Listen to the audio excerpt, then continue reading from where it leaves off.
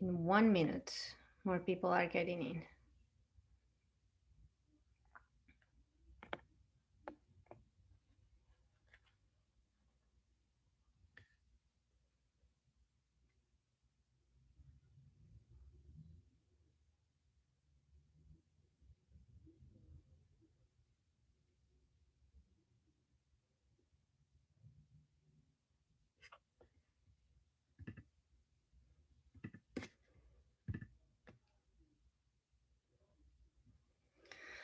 All right, I think we're ready. Welcome everyone to the AIA Women in Architecture Committee event. I'm Graciela Carrillo. I am the AIA Long Island President and Women in Architecture Co-Chair. I'm here with Ebru Sulker. She's also the co-chair of the committee. You will meet her soon. We're very happy to collaborate today for the first time with the Equity Committee by WILD for the AIA DC chapter. For those of you that are not familiarized with the AIA Long Island Women in Architecture Committee, our mission is to encourage the success and leadership of women in the architectural industry. And the purpose of the committee is to foster fellowship, cooperation, networking, and unity between members. All this to empower women at all levels in their careers. So now I'm going to introduce you to Caitlin Badlotto, co-chair of the Equity Committee by WILD.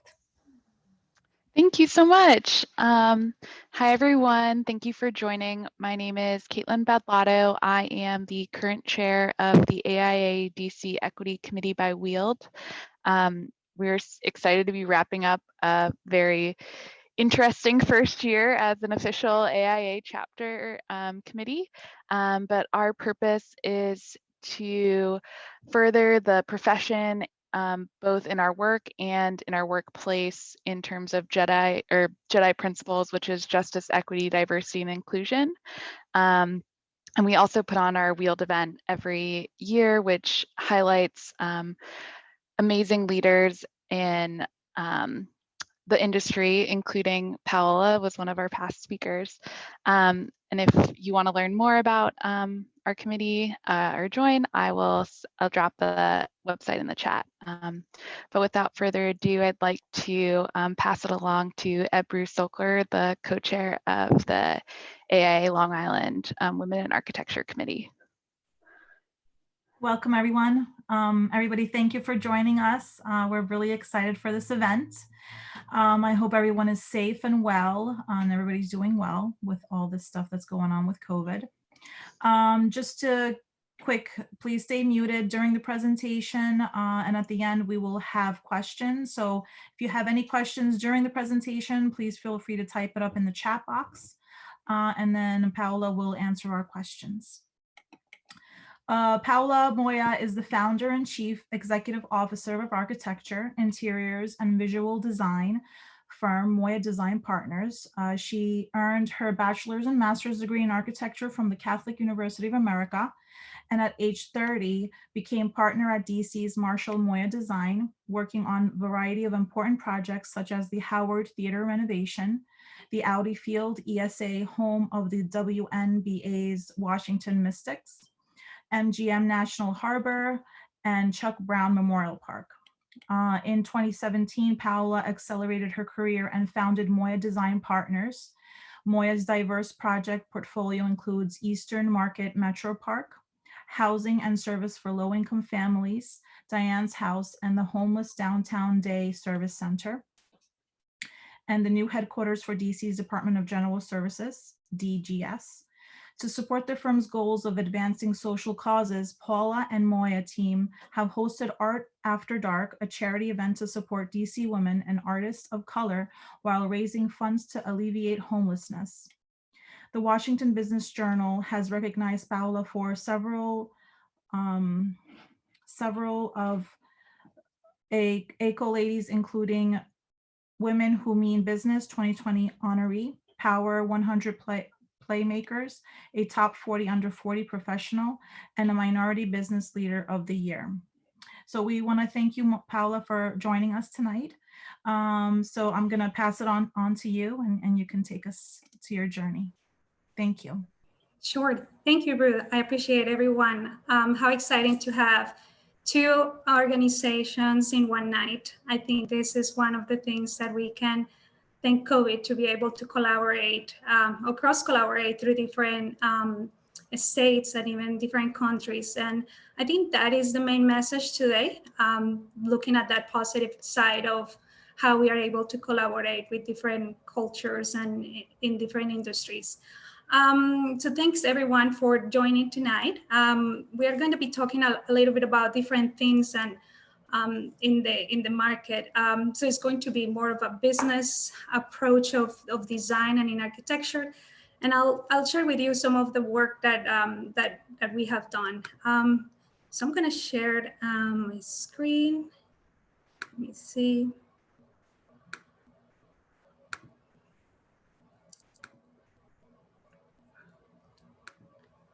And let me know if you are able to see it. Yep, we can see. We can see it. Perfect. Excellent. So today what we're going to talk about is how the freelance and self-employment economy has expanded in basically through, I think through 2010, I think it was one of the spikes that we have in freelance and self-employment, how individuals choose where to work from and when. And I think through COVID, that's one of the things that we have been able to explore even more. How remote work will bring economic development to designers in rural areas and third world countries or developing countries. How innovation in remote workplace collaboration will be inevitable in the coming years, and how designers can use global resources to generate solutions to their clients. About 3 years ago, a little bit less and more, we started Moya Design Partners. At that time, it was pretty much, one person, it was me. And very quickly, I wanted to make sure that we had enough resources to deliver projects and to be able to, to start the company. There were a few things that I wanted to make sure that in the company, I was able to have mobility, flexibility, and be able to collaborate with other people. So when we started, that was pretty much the idea, to have a different set of organizing myself in a different platform than the traditional architecture. And one of the first projects that we had in the company, it's the project that we have here in the screen. The name is Diane's House. We started that project, and some of the team members that I had at that time, it was a person that had worked with me in the previous company, and she is Ligia. She's in Puerto Rico, and I asked her to give me a hand on a few things in the production of the project. Very quickly, one of my partners, or two of my partners joined me, Brian in New Jersey. He was able to look at the quality and control on the project.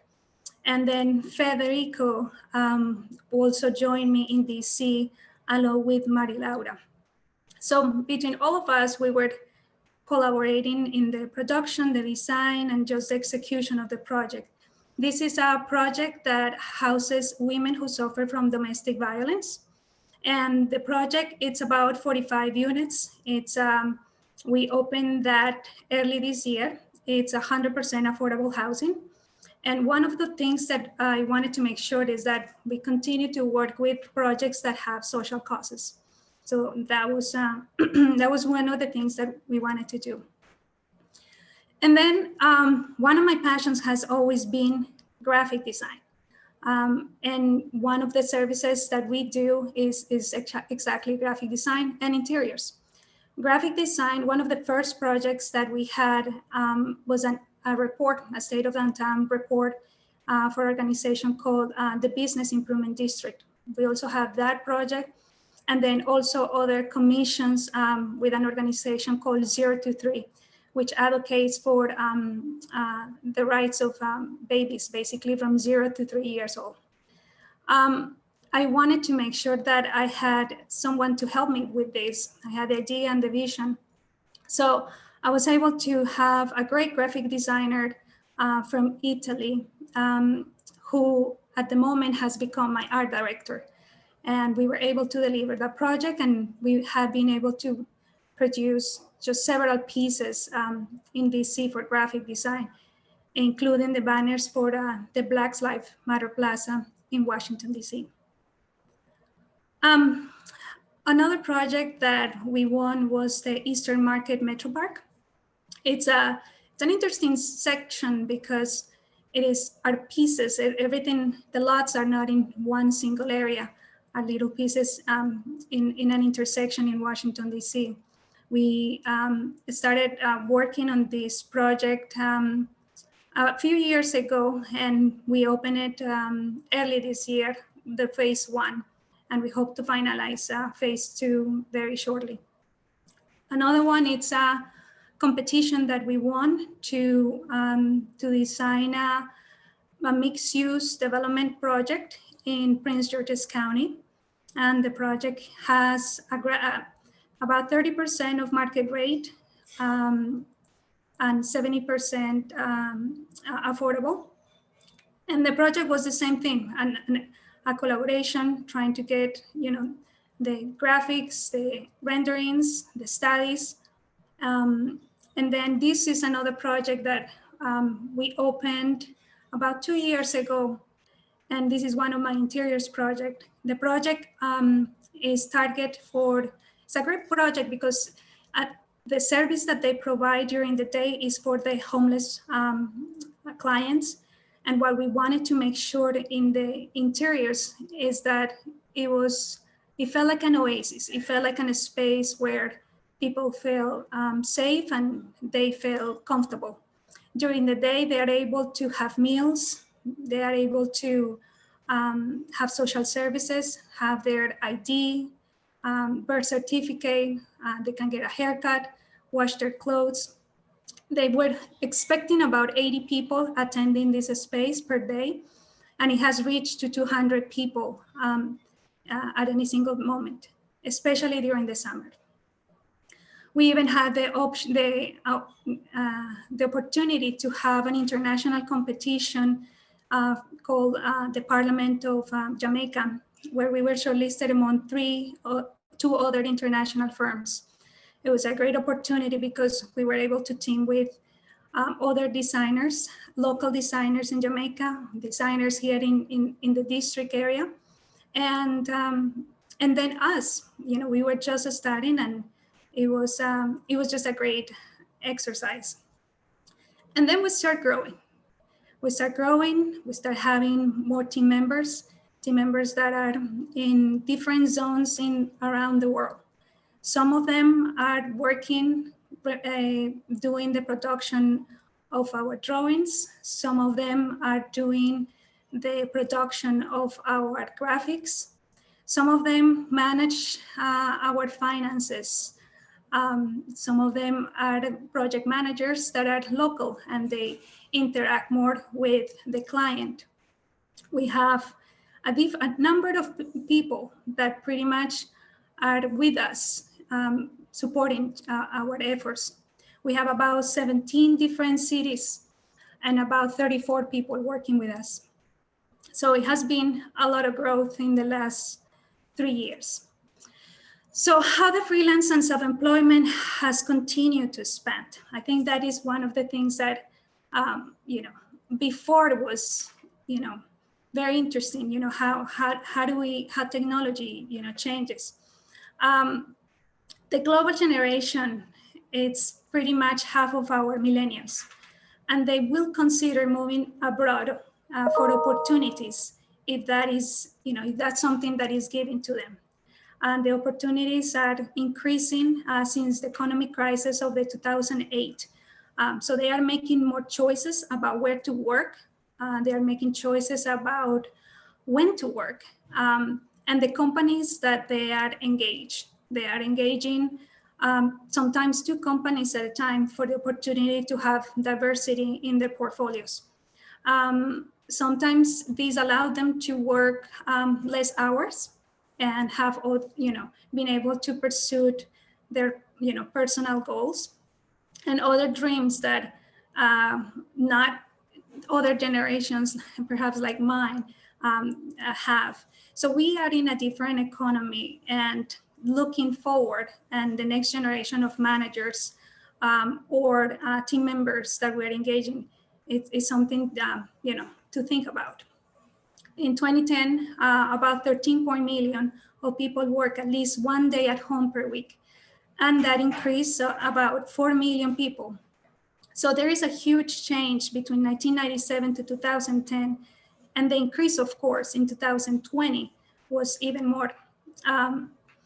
In Paris, for instance, which is one of the organizations that, it's one of the cities that you have the most number of freelancers, decided that about 40% of people, when they were given the opportunity to have full-time employment, they preferred not to and continue with their freelance.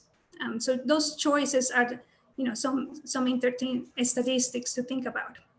And we have a survey. I think, Graciela, if you can take a look, show the survey, that will be great at that time.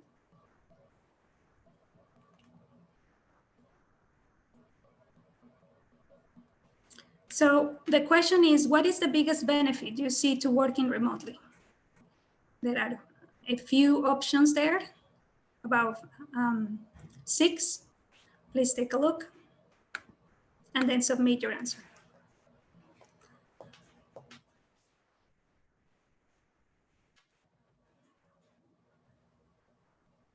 We got about 50% so far, so I'm gonna wait a little bit.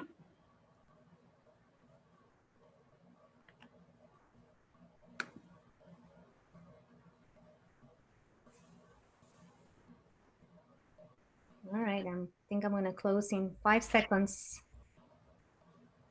That's 70% response. And now we have 80%, so I'm gonna share the 70%, 75. I'm gonna share the results, okay? Yes. Great. So 76% of you feel that the benefits of working remotely is the flexible schedule. Working from any location was number 2 at 59%. Time with family, 41%. Working at the comfort of being at home, 29%. Thank you. Let me go back to full screen mode. All right, so what are some of the benefits? When I started the company, it was very strange for people to see that I was collaborating with so many professionals locally, but also outside of our city. And it's now that we are in COVID, a lot of people understand how that works and get it. And everyone that has started with us, about 3 years ago, continue to work with us. And it's an economic proposition, right? 70% globally across the globe, they work at least once a week. I think that in our profession, perhaps in some areas in the industry in United States, are still more traditional. Granted that COVID has changed, I think, a lot of that. But there is an annual savings by reducing for people about $7,000 of dollars you can basically save in your commute, and about 11,000 for the employer. Not to think about the stress, right? About 82% of remote workers. So this is something that it's interesting to see the economics of it. And just some statistics, and 37% of jobs in US can be done entirely from home. And these are better paid between about, in an account of 47%. In Argentina, for instance, 26 to 29% of people can work from home, and 24 in Italy, 28 in France, 29 in Germany, 25% in Spain, and 31 in they work remotely in the UK. How individuals will choose where to work and when. So there are a lot of organizations that have market that particular sector. We have some images here of one of several organizations that target to people that want to work from different parts in the world. And there could be in Mexico, they can be there for 3 months or more. They will be able to have, for a monthly fee, they are able to work in that location. They can have a training, or they can have a coach that is with them. They also have, they receive co-working space, and then amenities depending on the program. And a good illustration of the emergent co-living lifestyle is Bonder, one of the growing cohorts of co-living properties. They offered beautiful design spaces with emphasis in vibrant community. So it's all about the community, but it's also about providing the experience of the location. It's not traditional, and you're able to have the ability to connect with people. So that's what they're living or they're selling. And when you are able to travel and are able to really submerge in a culture, there are a lot of benefits just by design that you're able to explore and learn from.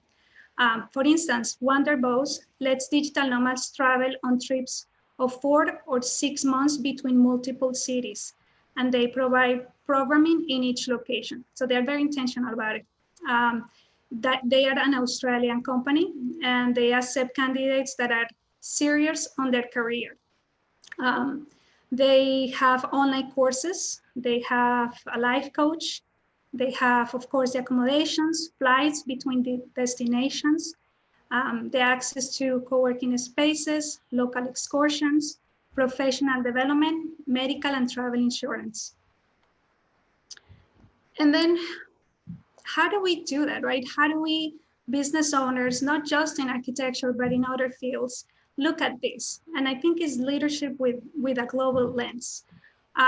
There is a study that talks about that flexible remote work works not just for the global economy, but it helps because we have these international networks and a remote-based networks of entrepreneurs. The process will have, and it's already having an effect in 3 crucial areas: technology innovation, digital transformation, and strategic management. And that is the part that perhaps we have not capitalized on it as the other first 2. As architects, we're usually more familiar with the first 2,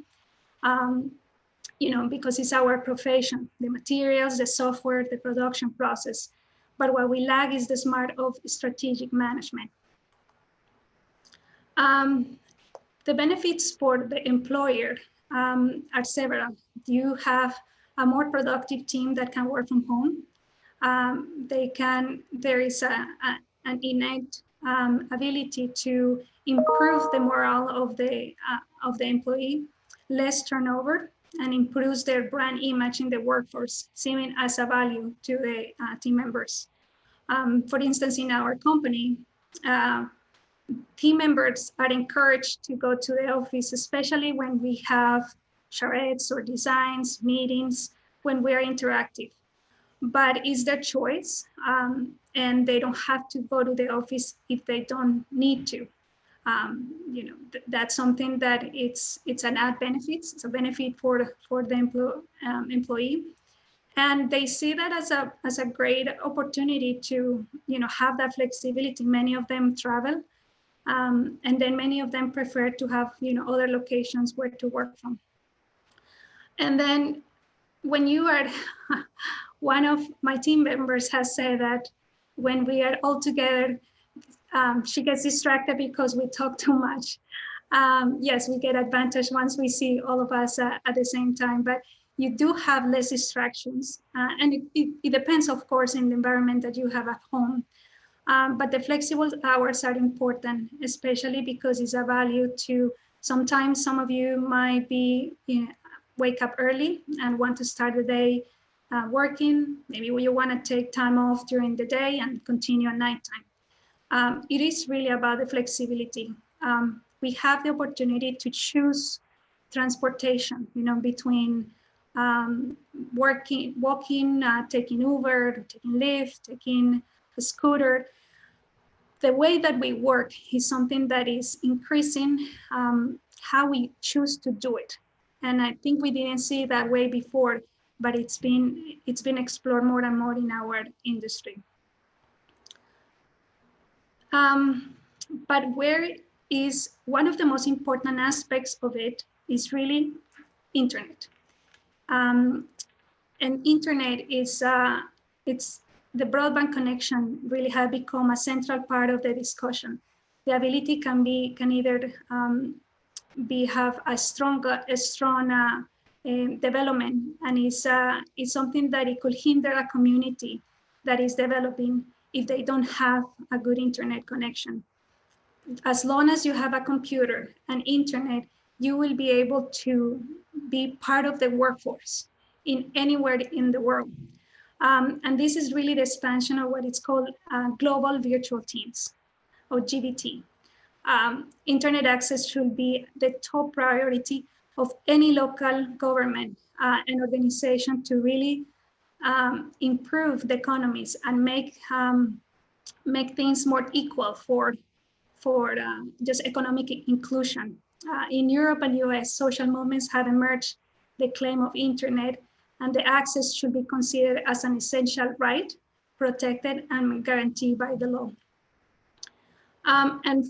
Government leaders can really follow Estonia's examples by digitizing government services and subsidizing the expansion of internet access. For instance, in Estonia, they made every school in the country had internet access in 1998. And these moves had both direct and indirect effect in the country's ability to deal with COVID-19. It also means that important business services can happen regardless of the geography. Even when government workers themselves are working from home, they can still be able to attend public. Managers and employees who are accustomed to interact with online schools or governments are more comfortable handling their business obligations the same way. The United States ranked 11th and illustrates the trade-off that rich countries experience. Among 30 countries in an analysis, it finished about average in terms of internet quality and share of households with children. However, it ranks last in occupational mix, with a larger share of jobs in the US requiring physical proximity to other people. Developing countries all finished lower in the rankings. Nigeria ranked last, and Pakistan was next to last. Both were held back in the rankings by very share of households with young children and poor internet quality. Brazil and China were also at the bottom. So how do you, as designers, as you know, in the creative field, how do you work with your community? How, rural areas can be more proactive to overcome these challenges? And these images here, it's of a creative village that was able to build one of the fastest networks in the UK. Local residents in Chatham and England form what they call the Cobra, Kaplan Cobra. I volunteered, pretty much everybody volunteered in an emergency response that aimed to mitigate the negative effect of isolation by sharing information. They were able to deliver supplies between each other and really check on each other. Like many rural villages, they were basically geographically isolated, and they have an aging population with almost 600 of their residents over the age of 45. But when it came to confront the extreme isolation through COVID, it had a unique advantage. And like much of the rural England, they were able to have, they were able to build the internet themselves. They got a fiber optic internet network from scratch. That involved a steep learning curve from a lot of the team members. And they were able to secure permissions, talk to the neighbors in adjacent land. They did trenches across the fields and garden. It was a very interesting experience for them, but it allowed them to be connected to the world. It allowed them to be continuing having education and be part of the economy. interesting example is Tulsa. Tulsa had a great recruitment program to bring people to work there under an innovative program called Tulsa Remote. Oklahoma's second city looked for people to move to Tulsa, seeking residents who will stay at least a year and bring their remote jobs with them. And then in return, they will get $10,000 stipend, housing assistance, a space at a co-working location, and then they were able to, organize their workspace remotely. The program received more than 10,000 applications in just 10 weeks, and it was more than what they had anticipated. So this is interesting and something to think about in the future. Vermont, they start offering $5,000 to anyone working remotely for a company based outside of the state who will come and live in Vermont. The initiative aimed to reverse the trend of a third state population and their aging. It's about 55 years old. They were able to launch the program, and it was extremely successful. New Haven, Connecticut was providing $80,000 to attract homeowners. And Kansas, for instance, was able to offer $5,000 to remote workers. So again, there are a lot of opportunities that have been out there to attract people to work in rural areas or in areas that you might not have thought. For instance, Maine launched a marketing campaign called Boomerang to attract remote workers and to choose rural lifestyle. This is also another of their initiatives. And then giving opportunities to people that, to explore different areas.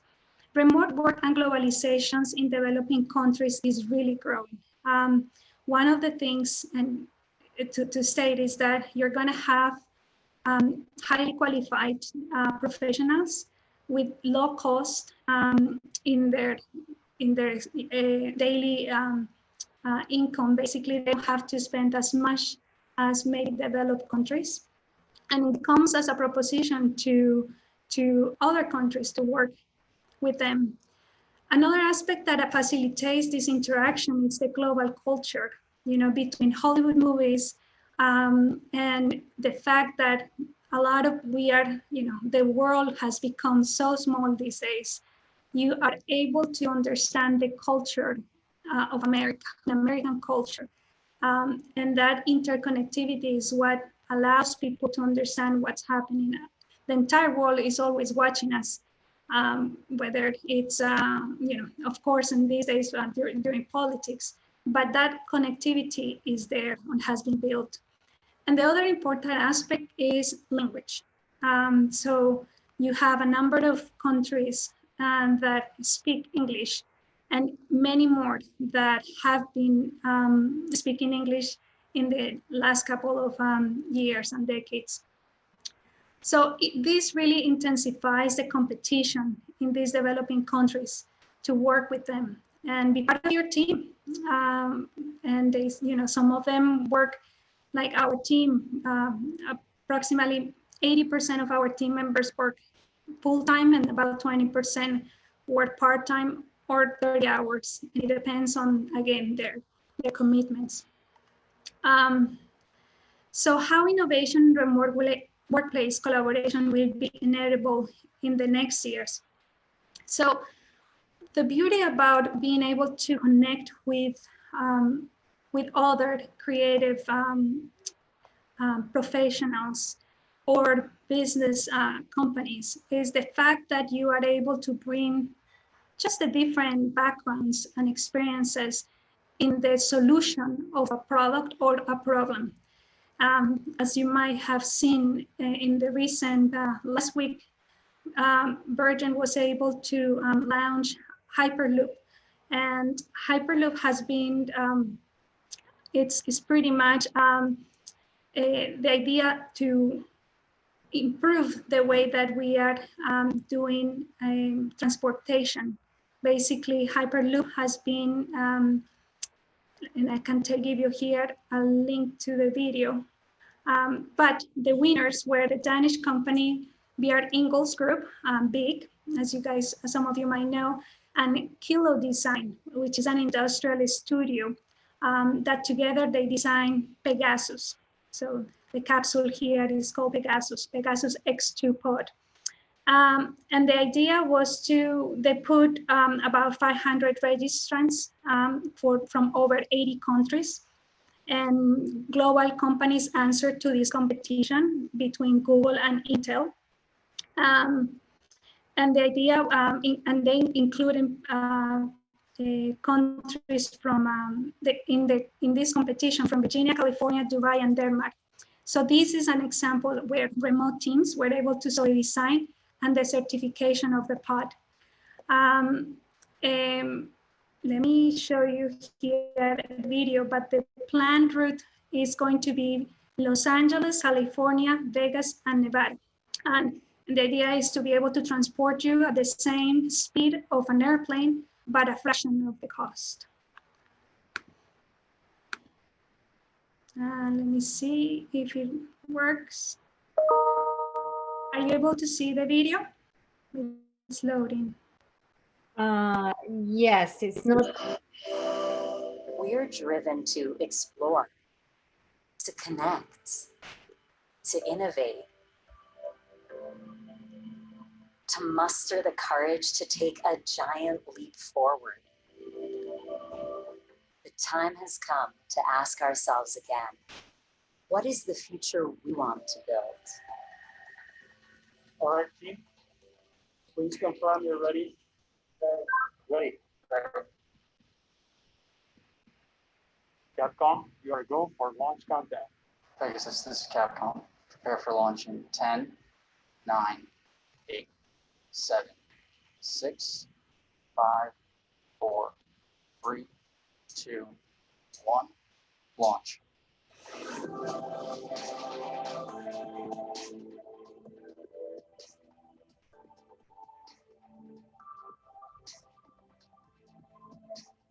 Today, the first people traveled safely on a Hyperloop. Tomorrow, Virgin Hyperloop will change the way the world moves with an on-demand, sustainable mass transportation system that connects cities in minutes.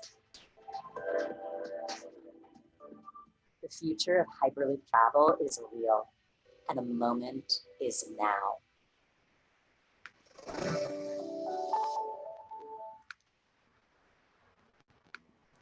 So going back to our video, I hope that you were able to see the video, but it's a very interesting video about, how the production and how people are going to be able to, have, again, different means of transportation. And then during COVID, there were so many companies and agencies that were able to collaborate to be able to work on COVID response. Back in March, a small group of Spanish makers, designers, architects, and 3D printers created a Telegram channel to try to find creative solutions to help the overload of medical staff in COVID response. So between 800 members of makers associations, they ended up becoming a global network of collaboration of 17,000 members. The leadership and decentralized hub zone started to produce the 3D printed facial mask for medical staff, for security forces, and essential workers. They shared the blueprints, they organized the logistics, they raised funds, and then they were able to recruit help from their communities. MIT has been able to also work with other entities around the world. In 2003, professors, Nobel Prize winners, Banerjee and Duflo, they started a global collaboration that leads to local development. The talent of the network includes 400 researchers in policy and education and professionals across the globe. And they were able to train to policy consultants and financial initiatives to basically help with the problem of poverty and improve people's lives. So they created programs. They were able to assist in their mission. And the network is flexible. The affiliates are able to collaborate, have their own projects, have their own careers. They were able to have an extensive network for educators, so for professors, providing support from through the initiatives of pre-kindergarten to 12. And they were able to, for the first time, to graduate this year, 22 students from 14 different countries. They graduated with a master's in economics, development policy, and everybody collaborating from different regions in the world. So these are some of the benefits that we are able to to see as we continue to collaborate with with others. So I think in the conclusions on what we wanted to show through all of these examples is that early adopters are being rewarded in the crisis, and then they are ready to work as a teams. When COVID hit our office, we simply knew that we had to work from home longer time. We were working from our office, but we were able to simply take our laptops and continue the workload. We didn't have to, everything that we have is cloud-based. That was technology was an important aspect in the company, continues to be. Everything that we do has some kind of software system. And that allowed us to be competitive even with larger companies. And even small companies, because they had to figure out how are we going to be able to to work from home. Some of our team members that have kids are able to have a different schedule, and we're able to add more resources to our team members or the projects without having to change their habits or sometimes work longer hours.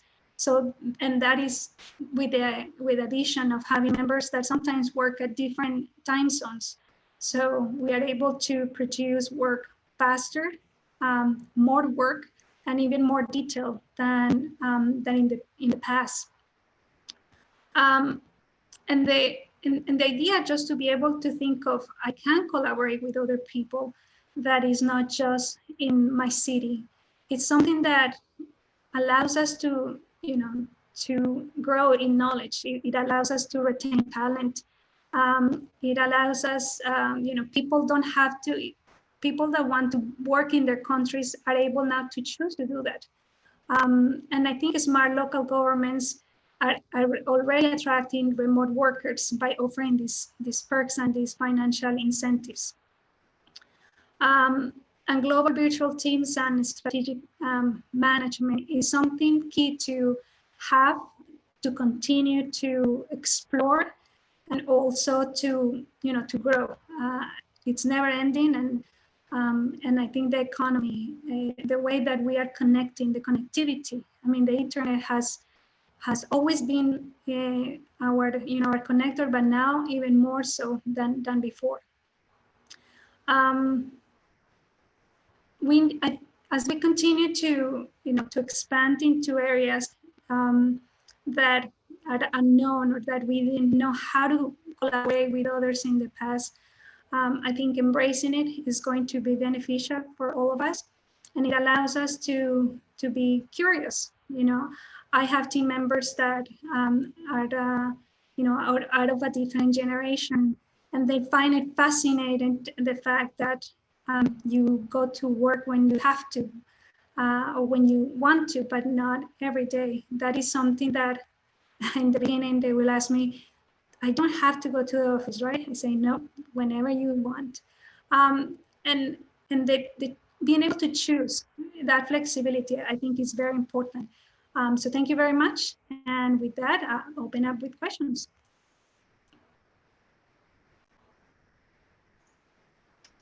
Thanks, Paola. That was like really awesome. Honestly, I come from a larger firm, so for to hear it from the perspective of like a smaller to mid-sized firm, that's really interesting to me. We have a question in the chat that says, I hear a lot about concerns about productivity and the ability to trust employees in remote work. How do you overcome this, and how do you onboard and establish trust with your teams? Communication. I think communication is such a big important aspect in any professional relationship. You really have to understand, you have to have the resources to be able to check on people, right? If I give you an assignment and then I check on you a week from now, you have every single day, there is an opportunity that maybe something didn't work out. Not because of you, but maybe you didn't understand something. We have at our firm daily calls with team members about anything and everything that we have to discuss. Like for instance, with my finance team, every day at 4 o'clock, it's my finance team call. And one of them used to work in Maryland and travel to Honolulu. So I always tease him, what's the beach like activity of the day. But that's how you are able, right? You're able to provide with feedback about anything that they're working on. You're able to receive also feedback on their task. And then we have always used Teams. Teams was not something that we started in, during COVID. Teams is something that it's our, we install it in our phones. We have it with us. So it's our equivalent of texting. Granted that early on, we also have WhatsApp, and we had a bunch of rooms and everything in WhatsApp. And we're like, okay, we have to reorganize it a little bit. But that's what allowed us to like really check, okay, what's the status on this, or how you're doing with that, and that they're able to give, asked. And trust me, there are many times that even at the office, we have the same thing, where we are sending notes while at the office. So it's a matter of communication. And you will be able to see, you have to have also project managers, the way that you're structured. We have a team of designers that are working in the production, and really talented, team members that have, I don't know, 15 years of experience working with international companies. Some of them work at WeWork. Some of them have worked with large companies, Google and so forth, that bring just great backgrounds. But everyone is trained, and when you're working with a new person, you always have to feel it and see how you work together. So it's great. It's fantastic. Great. The next question we have is, do you negotiate a fee with the people living outside of the US to complete a task or assignment? If so, how do you negotiate, since different areas of the US and different countries have different monetary values? It really depends. When did you negotiate the fee, right? If you started, if you are from United States and you move somewhere else, that is the rate of that person. If that person was overseas and traveled somewhere else, I mean, the way that you negotiate, it's the dollars, and then you will pay that person for dollars. That's how we have been negotiating all our fees, on dollars. So I guess to answer your question, there is not like renegotiation because now they're living maybe in an area where it's not as expensive as US. It is, you already negotiated a price, and that's what you pay. Okay. A question that I had, which was made me think about it during your response to the first question, was with work being flexible, do you still establish boundaries, especially taking into fact that, there's so many different time zones that you're working across? So like establish boundaries so that people aren't answering during certain hours, even if people think it's like an emergency. Yeah, that's a great question. Yes. Some of us wake up early to see a number of notes already from our early risers, right? Yes, there are some times during our working hours where we want to make sure that there is that connectivity, that one-on-one, where we can just click Teams, have a quick Skype, video call, sorry, and then connect. It's important. You do have to have, whether it's just 4 hours during our working time zone, or 6 or 8. Some of them sometimes have their entire morning free, and they start working at their probably 2 o'clock in the afternoon. It's important. It's important to have a time during the day where you are able to collaborate with your team members. But then it's flexible. A lot of people, our art director, Ellie, she is a nomad. Right now during COVID has been hard for her. But there were times where I'm like, where are you today? It was fascinating. And I will live vicariously through her when she went to Bali and Mexico. She was in Mexico while in COVID it started to hit. And I'm like, oh my gosh, how are you gonna come back to Milano? But that was important to be able, that is the one key. You should be reachable. You should be able to, like I send a message and that you will be able to answer. And then we have all the technology that we have been able to also share with our entire staff. So they have the resources and tools to do it. The one thing that you need is what? Internet. That's the one thing that you definitely have to have. Okay, another question we have is, what do you find as the biggest obstacle to having a global team? I don't see it as an obstacle actually, because we have, luckily we have, I think about 10 team members. I think every day is like a new team member we have in our firms. I lose the count, but we have team members locally.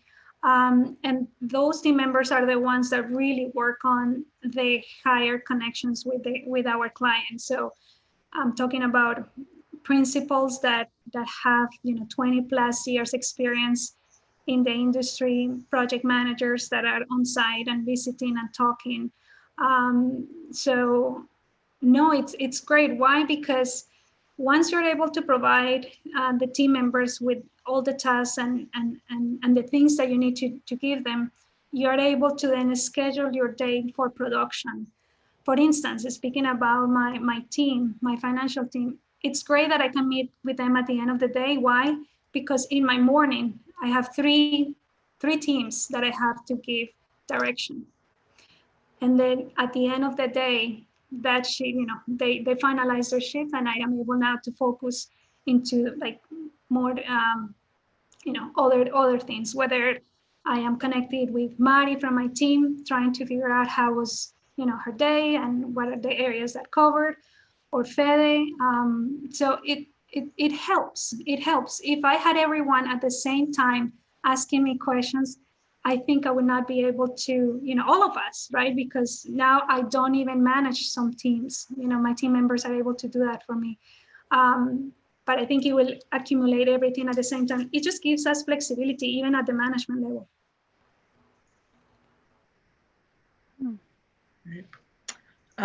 One last question I see in the chat is, someone asked, sounds like all the people you've collaborated with are people that used to live in your area and moved away after the project started. Is that true?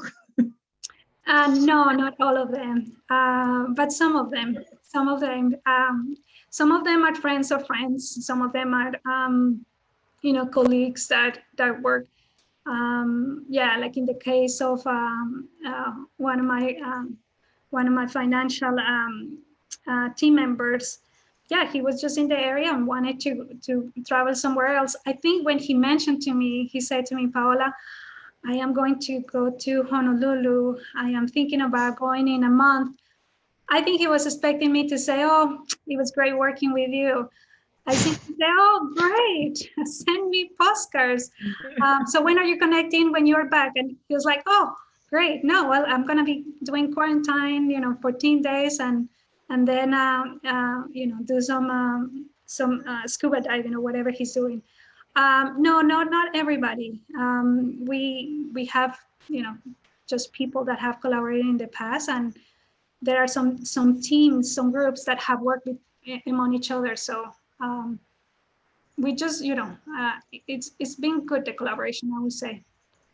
I think that was one of the questions that I had. Maybe if you had some sort of advice for anyone that is looking to, outreach to other team members outside their local city or region, if you have any advice on how to approach people. Let's say you have a project somewhere else, and like you mentioned before, you find like the project manager that is local, so they are more familiarized with the area.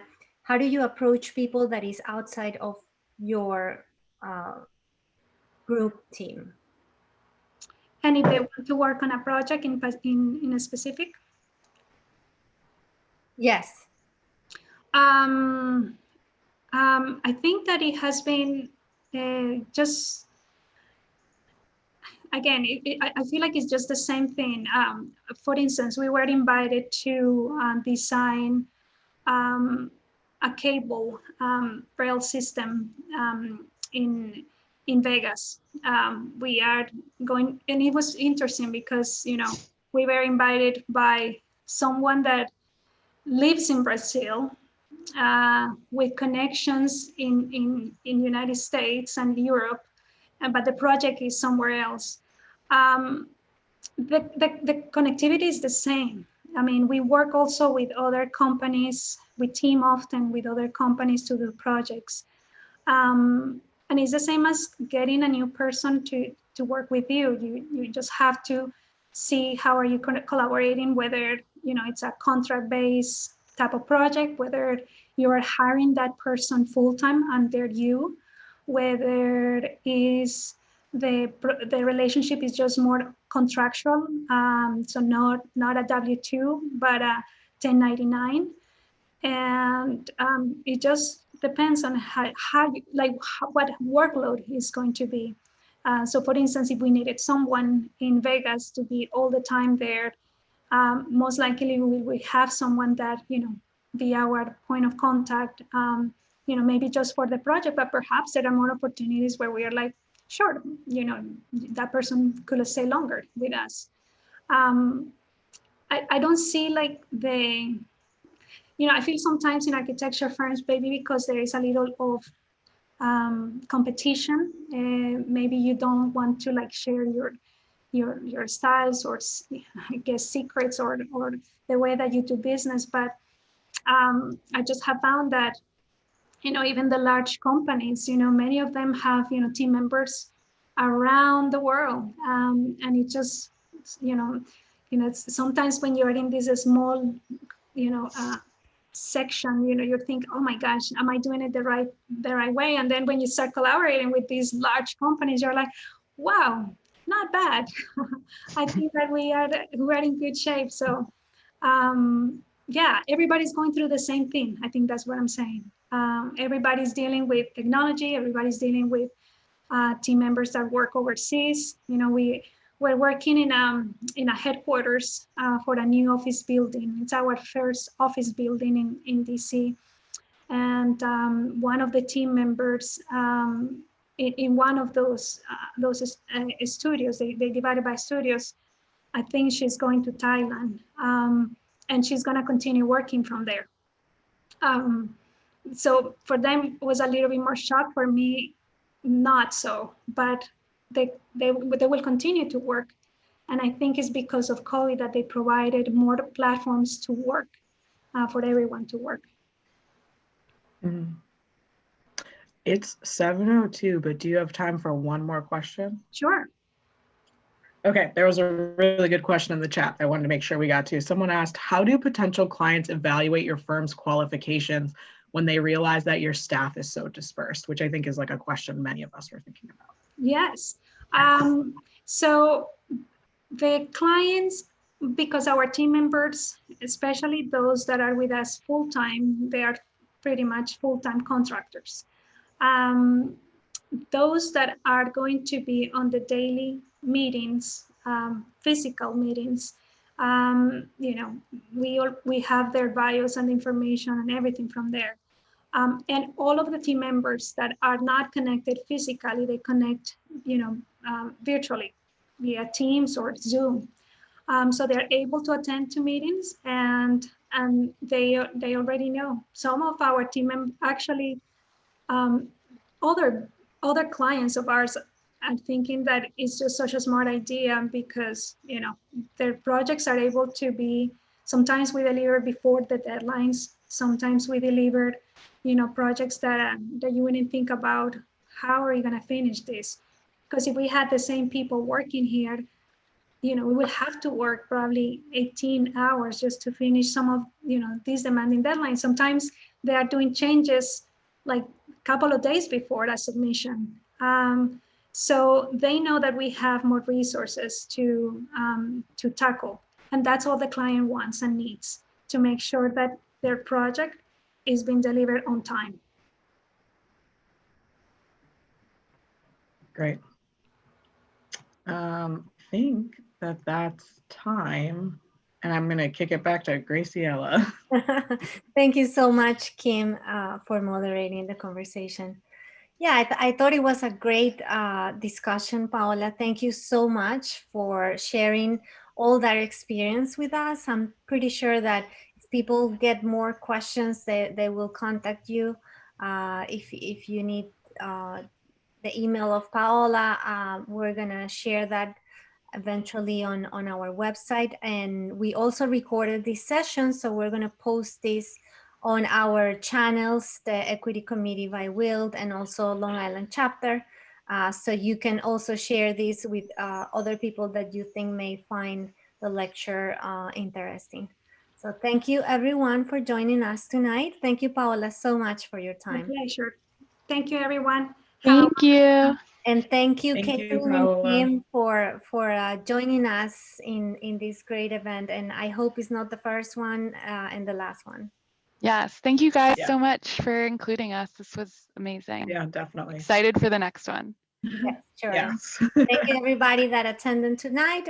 We hope to see you again soon. Thank you. Bye. Bye-bye. Bye. Good night, everybody. Bye.